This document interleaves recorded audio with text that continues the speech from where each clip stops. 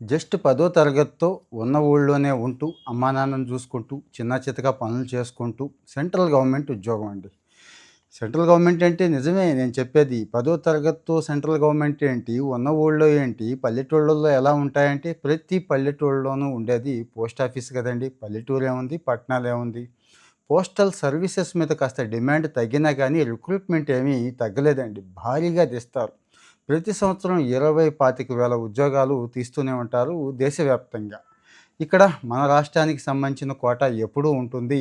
మన వీడియోస్ చూసి అప్లై చేసి ఏ ఎగ్జాము లేదండి. చిన్న చిన్న టిప్స్ చెప్పుకుంటున్నాం కదా! ఈ టిప్స్‌ని ఫాలో అయిపోయి ఉద్యోగాలు సంపాదించిన వాళ్ళు చాలామంది ఉన్నారు. కావాలంటే మీరు కామెంట్‌లో చూడొచ్చు. ఎక్కువ షార్ట్ వీడియోస్ చేస్తున్నాను నేను.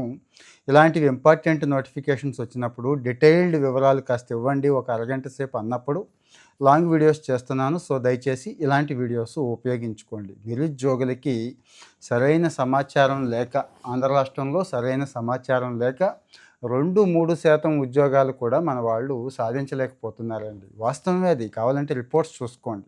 సో, మరి ఆ సమాచార లోపం ఉండకూడదని చెప్పి నేను అన్ని ఉద్యోగాలు 20, 30 దగ్గర నుంచి 20,000, 25,000 ఉద్యోగాల వరకు కూడా అంటే పెద్ద పెద్ద నోటిఫికేషన్లు, చిన్న నోటిఫికేషన్లు ముఖ్యంగా గవర్నమెంట్ ఆఫ్ ఇండియా ఉద్యోగాలు కొట్టట్లేదు మనాళ్ళని ఇచ్చేస్తున్నాను. ప్యారలల్‌గా ఎవరెవరు సపోర్ట్ ఇస్తున్నారు అంటే ఎవరెవరు కాస్త మాక్ టెస్ట్‌లకి సపోర్ట్ చేస్తున్నారు ఫ్రీగా మాక్ టెస్ట్‌లు అవసరం కదండీ! వాళ్ళే ఇస్తున్నాను. అలాగే ఇంకా కోచింగ్ ఫ్రీగా ఇక్కడ గుంటూరు, విజయవాడలో కోచింగ్ కూడా జరుగుతుంది. ఏది government of India, bank, RRB ఇలాంటివి. ఆ సమాచారం ఇస్తున్నాను. సో, మరి దయచేసి ఈ సమాచారం ఉపయోగించుకోండి.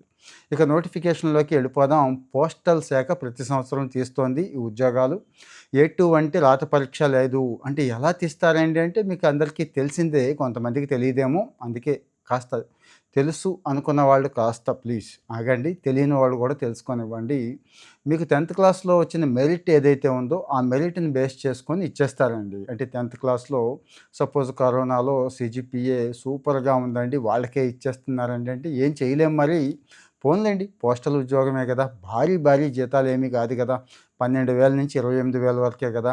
సో, ఇక్కడ 10థ్ క్లాస్‌లో ఉన్న మెరిట్‌ని బేస్ చేసుకొని ఇస్తారు. చాలామంది చేస్తున్న పొరపాటు ఏంటంటే, నాకు రాదేమో అని అప్లై చేయడం మానేస్తున్నారండి. కానీ ఇక్కడ వచ్చే అవకాశాలు చాలా ఉన్నాయి. ఎందుకు? ఇక్కడ రోస్టర్ ఉంటుంది, రిజర్వేషన్ ఉంటుంది. ఆ రిజర్వేషన్ కేటగిరీలో ఆ మెరిట్ ఉన్నవాళ్ళు లేనప్పుడు ఆ తర్వాత అంటే 80, 70% కూడా ఈ ఆంధ్ర రాష్ట్రంలో, తెలంగాణలో ఇచ్చిన సందర్భాలు చాలా ఉన్నాయి. ప్రీవియస్ ఇయర్స్ చాలా ఉన్నాయి.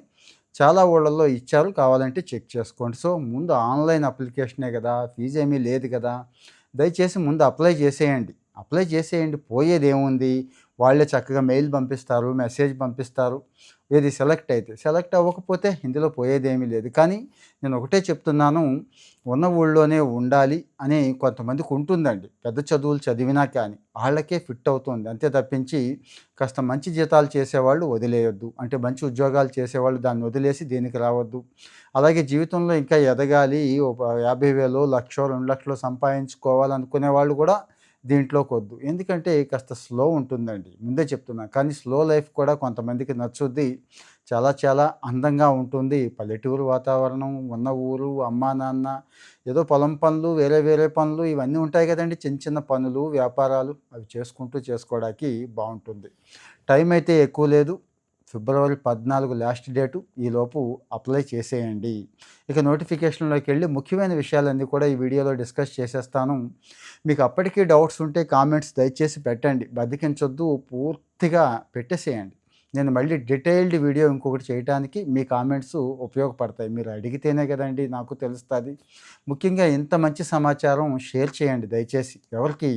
నిరుద్యోగులు చాలామంది ఉన్నారు. షేర్ చేయండి. కనీసం ఒక లైక్ ఇస్తే ఇలాంటి సమాచారం కోసం వెయిట్ చేస్తున్న ఎంతోమంది ఉన్నారు కదండీ! వాళ్ళకి చేరుతుంది. ఒక లైక్ అయినా ఇవ్వండి. సో, మరి రాత పరీక్ష లేదు. ఇక్కడ 28,740 ఈ సంవత్సరం 2026 సంవత్సరంలో తీస్తోంది. 28,740 పోస్టులు. గ్రామీణ డాక్ సేవక్ అంటారండి. ఇండియా పోస్ట్ జీడీఎస్ రిక్రూట్మెంట్ 2026 అని గూగుల్‌లో కొడితే డైరెక్ట్‌గా మీకు ఇండియా పోస్ట్ వెబ్‌సైట్ వస్తుంది. అక్కడికి వెళ్లి అప్లై చేసుకోవచ్చు. సరే ఏం సెర్చ్ చేసుకుంటారులే అని బాధపడే వాళ్ళు ఉన్నారు కదా! వాళ్ళకి నేను ఇగో లింక్ కూడా ఇక్కడ కామెంట్‌లో ఇచ్చేస్తాను. డైరెక్ట్‌గా అక్కడికి వచ్చేసేయండి. ఇక్కడ గుర్తుంచుకోండి branch post master, assistant branch post master, Dak Sevak 3 కేటగిరీలు ఉంటాయి. ఇది చాలా ఇంపార్టెంట్ అండి. ముందు బ్రాంచ్ పోస్ట్ మాస్టర్ కేటగిరీ పెట్టుకోండి. ఏది అప్లై చేసేటప్పుడు ప్రిఫరెన్సెస్ అడుగుతారు. చాలా ప్రమాదం లేకపోతే మీరు డాక్ సేవకు పెట్టుకున్నారనుకోండి, చిన్నదని కాదు ఎక్కువ కష్టపడాలి. సైకిల్ వేసుకొని ఇంటింటికి తిరగాలి, ఉత్తరాలు బట్వాడా వగైరా ఈ బ్రాంచ్‌కి సంబంధించిన సర్వీసులన్నీ కూడా డాక్ సేవక్ చేస్తాడు. అది లాస్ట్ ఆప్షన్ పెట్టుకోండి. దాని ముందు అసిస్టెంట్ బ్రాంచ్ పోస్ట్ మాస్టర్ పెట్టుకోండి. అంటే బ్రాంచ్ పోస్ట్ మాస్టర్‌కి హెల్ప్ చేస్తూ కొన్ని డ్యూటీస్ ఆయనకి అసైన్ చేస్తారండి. ఆ పోస్ట్ ఆఫీస్‌లో కొన్ని డ్యూటీస్ ఈయన చేస్తాడు ఆయన.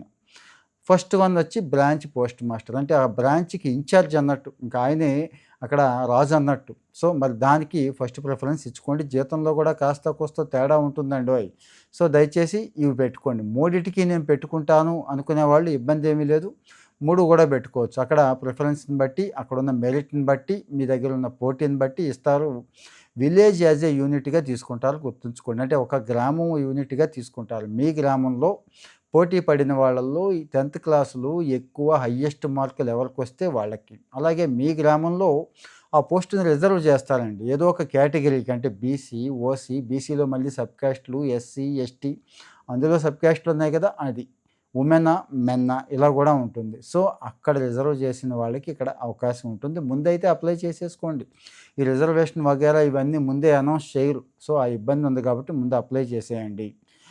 ఇక భారతీయ తపాలా శాఖ, ఇండియా పోస్ట్ మీకు తెలుసు గవర్నమెంట్ ఆఫ్ ఇండియా ఆర్గనైజేషన్ కాస్త జీతం తక్కువనే కానీ అద్భుతమైన సర్వీసులు ఇస్తుంది. ఇప్పటికీ మనకి తపాలా శాఖతో చాలా అనుబంధం ఉంటుంది కదండీ! చిన్నప్పుడు వెళ్ళి కవర్లు కొనుక్కున్న రోజులు, స్టాంపులు కొనుక్కున్న రోజులు, అతికించిన రోజులు, ఉద్యోగం కోసం పోస్టల్ ఆర్డర్‌లు కొనుక్కున్న రోజులు అబ్బా! చాలా ఉన్నాయండి. 1, 2 కాదు జ్ఞాపకాలు. సో, మరి ఈ 3 కేటగిరీల్లో 28,740 పోస్టులున్నాయి. ఇవి లెక్క అన్నట్టు. సో, ఇక చేయాల్సిందేంటంటే 10వ తరగతి నేను మళ్ళీ చెప్తున్నా. ఇంటర్ అయిపోయింది, డిప్లొమా అయిపోయింది, డిగ్రీ అయిపోయింది, పీజీ అయిపోయింది. మీ ఇష్టం అది. కానీ నేనైతే సజెస్ట్ చేయను. ఉన్నత చదువులు చదివిన వాళ్ళు ఇందులోకి వద్దా అనే చెప్తాను. కానీ నేను వస్తానండి, నేను చేస్తానండి అనుకుంటే చాయిస్ మీదే ఆలోచించుకోండి. కానీ స్థానిక భాష తెలిసుండాలి. అటు ఇటుగా ఉన్నారు ఈ మధ్య కొంతమంది తెలుగు స్థానిక భాష అంటే మనందరికీ తెలుగు చదవటం, రాయటం చక్కగా వచ్చుండాలి గుర్తుంచుకోండి. కంప్యూటర్ మీద బేసిక్ కంప్యూటర్ నాలెడ్జ్ ఇప్పుడు పోస్ట్ ఆఫీస్‌లో అన్నీ గూడా కంప్యూటర్స్ పెట్టారు. సిస్టమ్ నాలెడ్జ్ అవసరం. అంతా గూడా కంప్యూటరైజేషన్ అయిపోయిందండి. సో, మరి అది గూడా కావాలి. సైకిల్ తొక్కడం రావాలి. ఇది విచిత్రంగా ఉంది కదా! రావాలండి. ఎందుకు డాక్ సేవకు మరి ఇంటింటికి తిరగాలి, సైకిల్ మీదే తిరగాలి, బండి అది ఇవ్వరు కాబట్టి, ఆ తర్వాత బండి మీదే తిరుగుతాను, నేను పెట్రోల్ పోసుకుంటానంటే మీ ఇష్టం అది. కానీ సైకిల్ అయితే ఇస్తారు.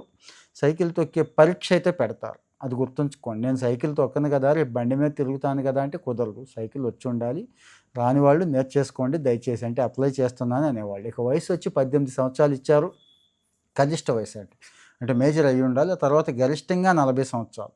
40 అన్నారు గానీ ఇక్కడ మళ్ళీ రిజర్వేషన్ ఉందండి. ఎవరికీ బీసీలకి 3 సంవత్సరాలు, ఎస్సీ, ఎస్టీలకి 5 సంవత్సరాలు, ఫిజికల్లీ హ్యాండిక్యాప్డ్ అయితే ఏకంగా 10 సంవత్సరాలు. అంటే వాళ్ళు 50 సంవత్సరాలు వచ్చేవాళ్ళు కూడా అప్లై చేసుకోవచ్చు. గుర్తుంచుకోండి. సో, దీన్నేమంటున్నారంటే టైమ్ రిలేటెడ్ కంటిన్యూటీ అలవెన్స్ అంటారండి. జీతం. అంటే ఈ జీతాన్ని ఆ రూపంలో చెల్లిస్తారు అన్నట్టు. ఇక్కడ 12,000 నుంచి రూ. 29,380 బ్రాంచ్ పోస్ట్ మాస్టర్‌కి ఉంటే 10,000 నుంచి రూ. 24,470 అసిస్టెంట్ బ్రాంచ్ పోస్ట్ మాస్టర్‌కి, డాక్ సేవక్‌కి ఉంది. అంటే పెరుగుదల అలా ఉంటుంది. స్టార్టింగ్ పే ఇది ఉంటుందండి. ప్రతి సంవత్సరం 3% వార్షిక పెరుగుదల ఉంటుంది. అంటే మామూలుగా గవర్నమెంట్ ఎంప్లాయీస్ అందరికీ ఇంక్రిమెంట్స్ అంటాం చూడండి అట్లా అన్నట్టు. సో, ఇందాకడ అప్లికేషన్ ఫీజు లేదు అంటే నా ఉద్దేశం చాలా తక్కువ ఉందని చెప్పడం నా ఉద్దేశం. జస్ట్ ఒక రూ. 100 పెట్టారండి. సో, ఆ రూ. 100 గురించి ఎక్కువ ఆలోచించొద్దు. అప్లై చేయండి. ఓబీసీ, ఈడబ్ల్యూఎస్ వాళ్ళకి.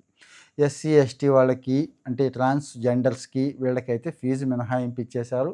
రూపాయి ఫీజు కూడా లేదు కాబట్టి చేసేయండి. ఎలాంటి రాత పరీక్ష లేదు. నేను మళ్ళీ చెప్తున్నా 10థ్ క్లాసు మెరిట్ లిస్ట్‌ని బేస్ చేసుకొనే ఇచ్చేస్తారు. ఒకవేళ గ్రేడ్ సిస్టమ్ ఉంటే ఆ గ్రేడ్స్‌ని మార్కుల కింద కన్వర్ట్ చేస్తారు. అంటే కొన్నాళ్ళు గ్రేడు, కొన్నాళ్ళు మార్కులు ఇలా ఉంది కదండీ మన సిస్టమ్. సో, అందరిని మార్కుల కిందే కనెక్ట్ చేస్తారు. ఇక్కడ అధికారిక వెబ్సైట్ నేను కూడా ఇస్తున్నాను. మళ్ళీ గుర్తుంచుకోండి indiapost.gov.in అని చెప్పి కొట్టండి. అక్కడ వస్తుంది. లేకపోతే ఇందాకడ చెప్పిందైనా కొట్టేయండి. సో, ముందు అందులోకి వెబ్సైట్‌లోకి వెళ్ళిపోయి వన్ టైమ్ రిజిస్ట్రేషన్ అంటాం. చేయించుకోవాలి కదండీ అందరం. వన్ టైమ్ రిజిస్ట్రేషన్ చేయించేసుకోండి. అంటే మన వివరాలు, ఫోన్ నెంబర్, ఆధార్ నెంబర్ ఇస్తే ఓటీపీ వస్తుంది. ఆధార్‌కి ముందే ఓటీపీ లింక్ చేసుకోవడం వచ్చో రాదో అది కూడా చేసుకోండి. ఆధార్ సెంటర్‌కి వెళితే చేసి పెట్టేస్తారు, చేసుకోండి. ఇక పత్రాలు, అవసరమైన పత్రాలు ఉంటాయి కదండీ! 10థ్ క్లాసే కాకుండా క్యాస్ట్ దగ్గర నుంచి స్టడీ సర్టిఫికేట్ ఇలాంటివి ఉంటాయి. ఇవన్నీ కూడా అప్‌లోడ్ చేయాలి. స్థానికత వగైరా ఉంటాయి కదండీ! ఇవన్నీ కూడా. సో, ఒక అప్లికేషన్, ఆన్‌లైన్ అప్లికేషన్ పూర్తి చేసి సబ్మిట్ చేయాల్సి ఉంటుంది. 10థ్ క్లాస్ మార్కు లిస్ట్ రెడీగా పెట్టుకోండి. అంటే అవసరమైనవి ఇవన్నీ చెప్తున్నాను. Aadhaar card, voter card, pan card మూడిట్లో ఏదైనా ఒకటి పర్లేదు, పెట్టుకోండి. క్యాస్ట్ చాలా చాలా ఇంపార్టెంట్. ఎవరికి? ఎస్సీ, ఎస్టీ, బీసీలకి క్యాస్టు. అలాగే ఒకవేళ మీరు ఫిజికల్లీ హ్యాండిక్యాప్డ్, ఎకనామికల్లీ బ్యాక్వర్డ్ అయితే గనక అది క్లెయిమ్ చేయాలనుకుంటే ఆ సర్టిఫికేట్ కూడా పెట్టుకోండి. Birth certificate, date of birth certificate ఏది మున్సిపాలిటీలో ఇచ్చినా, హాస్పిటల్‌లో ఇచ్చినా అది కూడా పెట్టుకోండి. ఇంకా ప్రభుత్వ వైద్య ధృవీకరణ సర్టిఫికేట్, అంటే ఫిజికల్‌గా మనం ఫిట్ ఉన్నామని చెప్పి డాక్టర్ గారు ఇస్తారు. ఆ సర్టిఫికేట్ కూడా పెట్టుకోండి. 31 జనవరి నుంచి స్టార్ట్ అయిపోయింది. చాలామంది మన వాళ్ళు అప్లై చేసేసి ఉంటారు. అప్లై చేయని వాళ్ళకి దయచేసి ఇదిగో ఈ వీడియో చూశాక అప్లై చేయండి. సో, లాస్ట్ డేట్ 14 ఫిబ్రవరి, వ్యాలంటైన్స్ డేకి ఇచ్చారు. ఈ సంవత్సరం ఉద్యోగం కొట్టేయాలండి. అంటే నేను ఇంత సమాచారం ఇస్తున్నాను కదా! నా కోరిక ఏంటంటే మీలో చాలామందితో ఉద్యోగాలు సాధించేలా చెయ్యాలని, ఆ ప్రిపరేషన్‌కి మిమ్మల్ని సిద్ధంగా ఉంచాలని, కాస్త మోటివేట్ చేస్తూ, ముఖ్యంగా ఇంపార్టెంట్ సమాచారం అంతా ఇవ్వాలని నా కోరిక అండి. చూద్దాం మరి ఎన్ని వందల, వేల మందికి, ఎన్ని లక్షల మంది అయితే నేను ఎక్స్‌పెక్ట్ చేస్తున్నాను అంతమంది కొట్టాలని చెప్పి. సో, మరి ఈ జీడీఎస్‌కి సంబంధించి ఇంకా ఏమైనా మీకు డౌట్స్ ఉంటే దయచేసి కామెంట్‌లో చెప్పండి. మొహమాట పడొద్దు. ఏ డౌట్ ఉన్నా గానీ చెప్పండి. మీ డౌట్‌లన్నిటిని నోట్ చేసుకొని ప్రతిదానికి మళ్ళీ వివరంగా సమాధానం ఇస్తాను. ఇంకొక వీడియోలో సమాధానం ఇస్తాను. సో, మరి ఇంత మంచి సమాచారం ఇస్తున్న వీడియోలను దయచేసి స్కిప్ చేయకుండా పూర్తిగా చూసే ఉంటారు. ఎప్పుడైనా గానీ కాస్త ఒక లైక్ ఇచ్చేసి షేర్ చేయండి. ఇక ఎప్పటికప్పుడు నాకు ఉద్యోగ సమాచారం కావాలి. ఇలాంటి ఉద్యోగాలు, అంటే ఈ ఉద్యోగం కాకపోయినా రేపు నాకు సంబంధించిన ఉద్యోగం, లేదు ఇంటర్న్‌షిప్, లేదు అప్రెంటిస్, లేదు స్కాలర్‌షిప్, లేదు XYZ చాలా ఉన్నాయి కదండీ మనకి స్కిల్స్ కూడా. ఫారిన్‌లో జాబ్స్ కూడా, ఏది జర్మనీ, జపాన్ ఇలాంటి చోట కూడా కావాలనుకుంటే ఇంకేం ఆలోచించొద్దు. ఆ బటన్ నొక్కేయండి. ఏది ఫాలో బటన్ నొక్కేసి రెడీగా ఉండండి. Thank you.